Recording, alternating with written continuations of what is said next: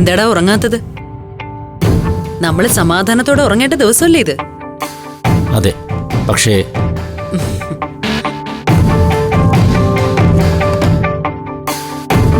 ഒരു പക്ഷേയും ഇല്ല. വിചാരിച്ച കാര്യം ഞാൻ നടപ്പിലാക്കിയിട്ടുണ്ട്.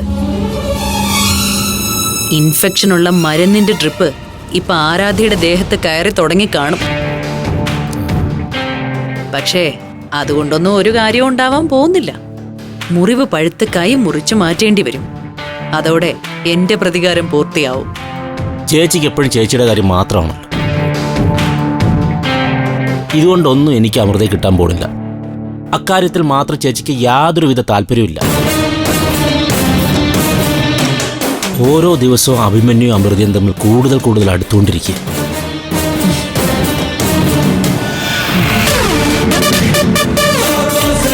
ഈ ചേച്ചിയെ നീ വല്ലാതെ തെറ്റിദ്ധരിച്ചു. നിന്റെ അമൃതയുടെയും കാര്യം ഞാൻ ഒരിക്കലും മറന്നിട്ടില്ല.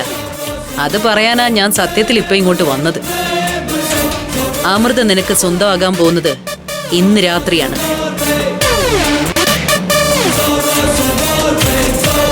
ചേച്ചി എന്തോന്നായി പറയുന്നത്? നീ ഒന്നും മനസ്സ് വെച്ചാ ഇന്ന് രാത്രി അമൃത നിനക്ക് സ്വന്തമാവും മഹി. ഈ രാത്രി നിന്റെ കഥ മാറ്റി എഴുതപ്പെടുക. ആരാധ്യയുടെ കൂടെ അഖിലയും അനഘയും ഹോസ്പിറ്റലിലാ. അതുകൊണ്ട് പഞ്ചരത്നത്തിൽ ഇന്ന് അമൃതയും സിസിലിയും മാത്രമേ ഉള്ളൂ. പഞ്ചരത്നത്തിന്റെ അടുക്കള വാതില് ഇന്ന് നിനക്ക് വേണ്ടി തുറക്കും. ഇതെന്തോന്നാ, പഴയ കടത്തനാട സിനിമയുടെ സ്ക്രിപ്റ്റോ? അയ്യോ അല്ലടാ പൊട്ടാ, അടുക്കള വാതില് ഇന്ന് നിനക്ക് വേണ്ടി സിസിലി തുറന്നിടും. അവരോട് ഞാൻ എല്ലാം പറഞ്ഞു ഏൽപ്പിച്ചിട്ടുണ്ട്. നിനക്ക് സ്വാതന്ത്ര്യത്തോടെ അകത്ത് കിടക്കാം. എന്നിട്ടെന്താ? അതും ഇനി ഞാൻ പറഞ്ഞു തരണോ? എടാ, ഇത്തിരി ബലം പ്രയോഗിച്ചാണെങ്കിലും അമൃതയെ നീ ഇന്ന് സ്വന്തമാക്കണം. അത് സംഭവിച്ചു കഴിഞ്ഞാ പിന്നെ നിന്നെ സ്വീകരിക്കല്ലാതെ അവൾക്ക് വേറെ വഴിയില്ലാതാവും.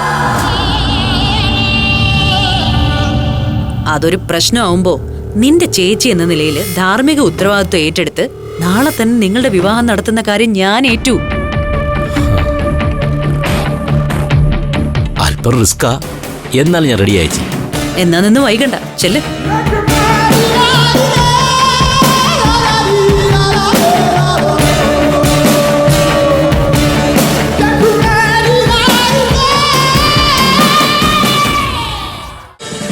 ഫ്ലവേഴ്സ് ഒരുക്കുന്ന കാഴ്ച വസന്തം യൂട്യൂബിൽ പ്രേക്ഷകർക്ക് ലൈവായി കാണാം.